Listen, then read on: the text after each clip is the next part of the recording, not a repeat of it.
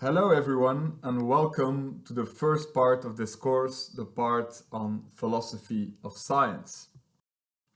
Before I get started with that, let me briefly introduce myself. My name is Michael Vlerik and I'm a philosopher of science.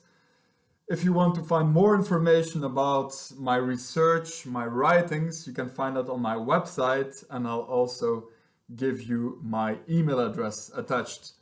I'm Belgian, so if you're Dutch speaking, I do understand Dutch. And I've been teaching in Tilburg for the last 3 years and a half, almost 4 years, and this is the third time I'm teaching this course, which I am very passionate about because it's very close to my research interests and my interests in general. So what are we going to talk about in the next 7 lectures? Well, the course is, as I said, about philosophy of science. And that brings me to this very important first question: what is philosophy of science? And that is a question we'll cover in this brief introduction in this clip. So what is philosophy of science? Well, philosophy of science is concerned with a central question, and that question is, what is science? Now, this may seem a pretty easy question to answer, or at least a question with a pretty straightforward answer. You might say, well, science is biology, is physics, is chemistry, and it's not art, mythology, or religion. And of course, you would be right, but the question we're asking here is, what actually makes science science? What do all sciences have in common? And again, you might answer, well, science tries to explain certain domains of the world, certain phenomena in these domains of reality, if you will, and tries to predict phenomena. And you would be right again, but still that wouldn't be the whole answer, because if you look, for instance, at astronomy, a legitimate science, and astrology, well, the horoscopes and everything, well, you see that both are actually explaining certain phenomena. The first one explains the movement of planets and stars, and the second one explains, your behavior, your future, even predicts your future, your character traits, and so forth. And we want to say that the first one is a legitimate science, astronomy, and the second one, not so much. The second one is what we call a pseudoscience. It may look like science in certain kind of respects, but it doesn't really reserve the quality label we accord to science. So that is also a central question we'll be asking ourselves. Now, what is the difference between science and pseudoscience, between good, legitimate sciences and things that do not really deserve this, warrant of quality? And that central question, well, that central question, what is science, branches out to a number of related questions. First of all, philosophers of science will ask what the relationship is between scientific theories and the world. According to realists, well, scientific theories, at least our good or best scientific theories in our most developed fields, well, they objectively and accurately describe the world they're out to explain. According to anti-realists or instrumentalists, we can never make this strong truth claim. All we can say is that our good sciences or best sciences are very efficient in making accurate predictions about the world, but we can never say anything about the connection between the theory and the world itself. And so this kind of translates to a different kind of goal for science. For realists, that goal of science will be truth, while for instrumentalists, anti-realists, it will be merely accurate predictions, for instance. And there's also a number of other questions. One in particular has taken up a lot of attention by philosophers of science, and that is the question how sciences develop over time. According to Karl Popper, somebody we'll talk about later in the course as well, the man you see on your left, well, according to Karl Popper, the development of science over the last centuries is a gradual process. in which parts of the theory are being replaced by new hypotheses which are better able to explain the world. And this kind of gradual process gets us closer and closer to the truth, to the actual objective description of how the world works according to Popper, or at least we can assume it does, and we have reason to believe it does. So Popper is a realist. Somebody like Kuhn, the man with the glasses on your right, says something very differently. According to him, science develops with revolutionary periods in which everything that came before is being discarded and we start anew with a new kind of perspective on the world. And he is a strong anti-realist, a strong instrumentalist. He would go as far as saying that we have no reason to assume that our newest theories are fundamentally more accurate, more truthful than our older theories. It's just a new perspective of looking at the world. Personally, I do not side with the anti-realists, but I just want to give you a feel for the kind of discussions philosophers of science have about science. Now you may say or ask, well, what is the use of all this abstract high-level theorizing about science? What is the use for scientists and the actual sciences themselves? And you'd be right to question the value of this. But philosophers of science, they do much more than just come with these high-level abstract theories about science in general. They are also concerned with particular sciences and particular issues within these sciences. So there are philosophers of physics, philosophers of biology, and philosophers of economics, and they are, as I said, they're concerned with issues in that very science. So for instance, in the philosophy of economics, philosophers and scientists have been asking, well, are economic theories, are they objective in any real sense? Are they free of all kinds of values that would distort our view of whatever happens in the economic realm? And according to many philosophers, in the human sciences in general, and so also in economics, a value-free science is just an ideal that we can never reach because if only because we already have certain kind of interests. We want to measure certain kind of variables which seem more relevant, seem more important to us than other kind of variables. So we're making kind of a choice here, and the way we set up our science, the things we want to measure within our science, we want to theorize about, we want to create models about, already betrays a very value-laden view of the world. Certain things we think are valuable to know, other things we simply discard. Even more importantly, I think philosophers of science, they will question some of the core and the central assumptions made in the various sciences. So also in economics, over the last decades, the assumption that economic actors, be it consumers or investors, are purely rational people, homo economicus as they often refer to that idea, has come under increasing criticism. Interesting research in behavioral economics, which is actually more psychology than economics, but some kind of interdisciplinary approach, and we'll talk some more about that in the coming lectures and in the tutorial, show that not only do consumers, investors, do economic actors not behave as rationally as we'd like to assume, but even their irrationality is in some kind of way systematic. They are predictably irrational, and that has important consequences for society.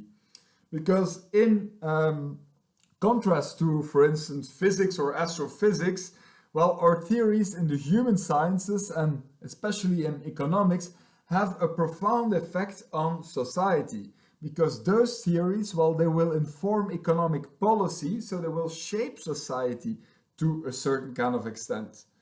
And according to many thinkers, part of the reason for the financial crisis in 2008 till 2010, 2011 was caused by some kind of crisis in the economic sciences.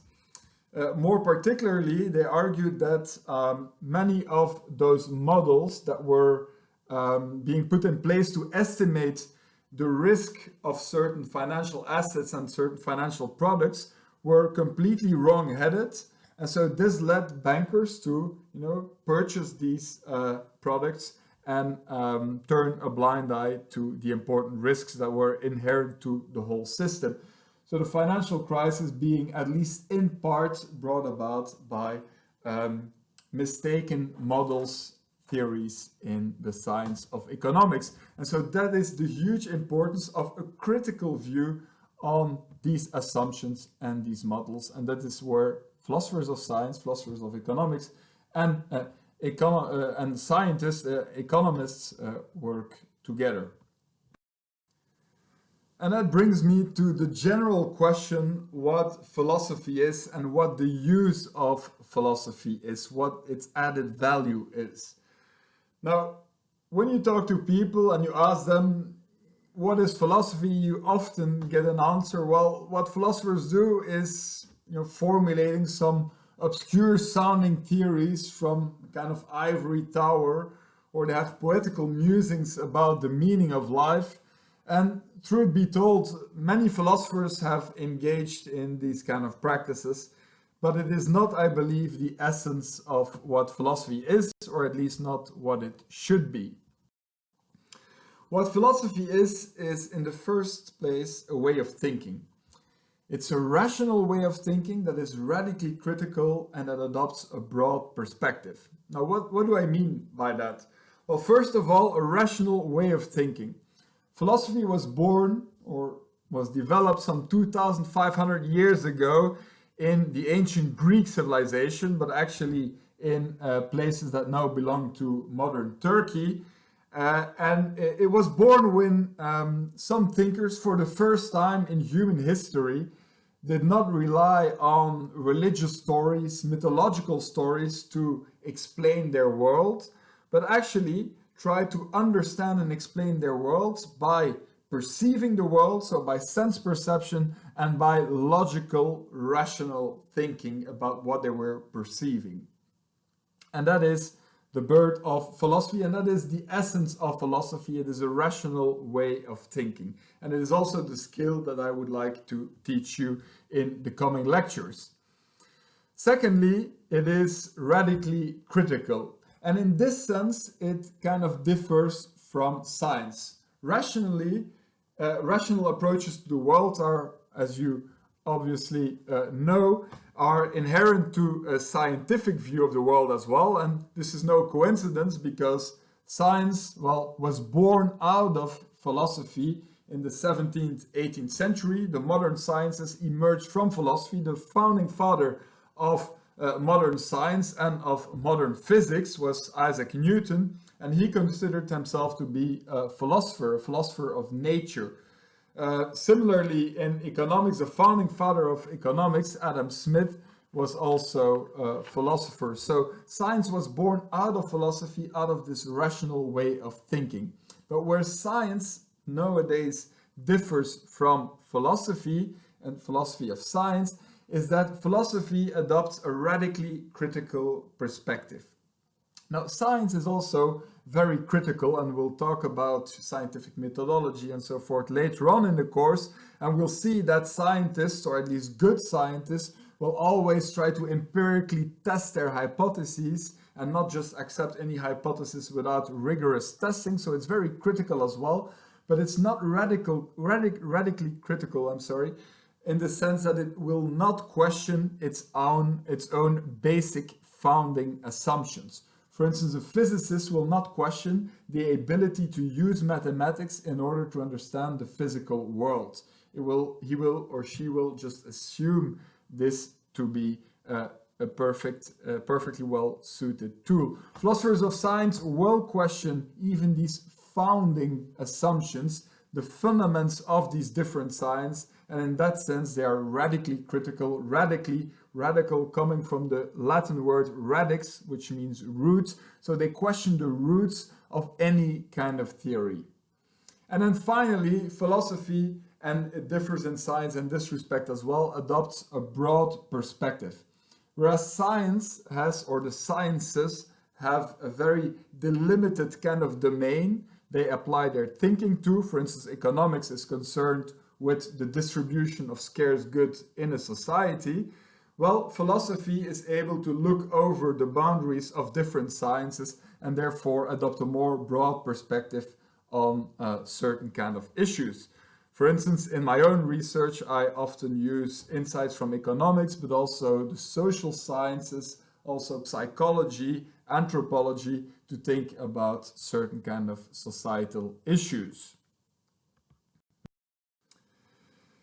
And this is precisely where the use of philosophy lies. Its use for science is in the fact that with its critical approach and with this kind of broad perspective, it is on the one hand able to elucidate many concepts that are being used in that science. It is perfectly suited to question certain kind of assumptions that are made by scientists and which do not always hold up to a critical kind of scrutiny. And again, many scientists do this as well, but when they are doing this, they are kind of doing philosophy of science. And then finally, philosophy of science is wonderfully well suited to cross scientific boundaries, to kind of adopt a multidisciplinary perspective and to frame certain kind of questions in this new kind of broad perspective. But philosophy of science is also very much concerned with the process, more than the ready-made products.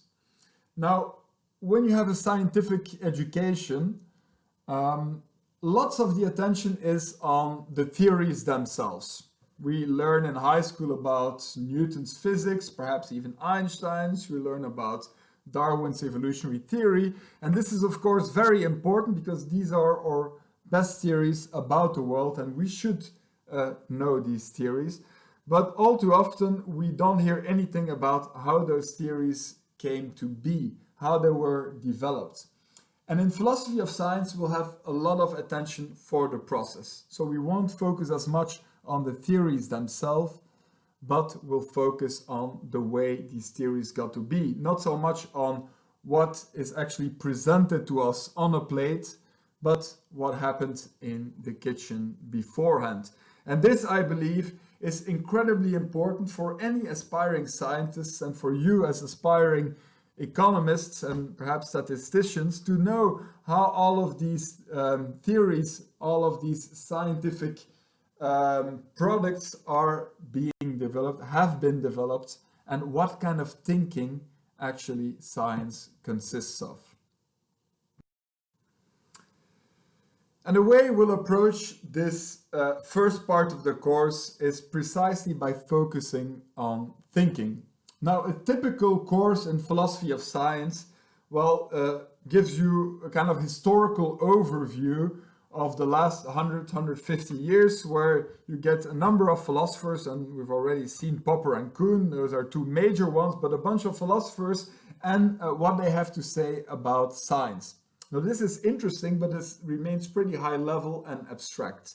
The way I want to approach this course on philosophy of science is by first starting to focus on our thinking, on human thinking, and where that thinking can predictably go wrong. So we'll adopt the perspective of critical thinking. First of all, we'll see what kind of systematic reasoning errors all humans are prone to make. We'll also ask why we make these reasoning errors, and we'll look at the consequences of these reasoning errors to then learn techniques, if you will, to improve our own thinking and to guard ourselves against all of these reasoning errors. And then finally, with this whole baggage of critical thinking, we'll reflect back on science and we'll address the question how the scientific context and the scientific methods protect against these reasoning errors. So we'll look at the way science works and how that makes science more reliable than, let's say, other forms of thinking and of describing the world. So practically, how is this course structured? Well, all of the lectures, there will be, just like this one, pre-recorded lectures, but we'll have many live sessions. Do look at the timeline on the Canvas page to be aware of the time of all of these live sessions and the Zoom links to these live sessions and what you need to prepare before these live sessions and before the tutorial. So what we'll do next time is we'll look at those reasoning errors. In a kind of entertaining, I hope, lecture, we'll get a whole bunch of riddles and questions to make you experience for yourself how our thinking can be unreliable. And then in the tutorial, we'll start by detecting the various biases. So I'll give you cases and you'll have to tell me which kind of biases are present there.